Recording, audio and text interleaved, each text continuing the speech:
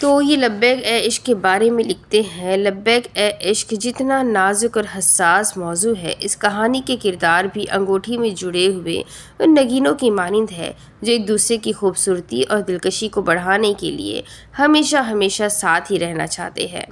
لیکن پھر کسی ایک کو انگوٹھی سے کسی ناگہانی اتفاق کی سانحے یا حادثے کا شکار ہو کر نکلنا یا گرنا پڑتا ہے، تو باقی نگینے اپنے ساتھی کی جدائی پر کیا رد عمل ظاہر کرتے ہیں۔ اس رد عمل کو میں نے اپنے حقیر سے الفاظ میں بیان کرنے کی جسارت کی ہے۔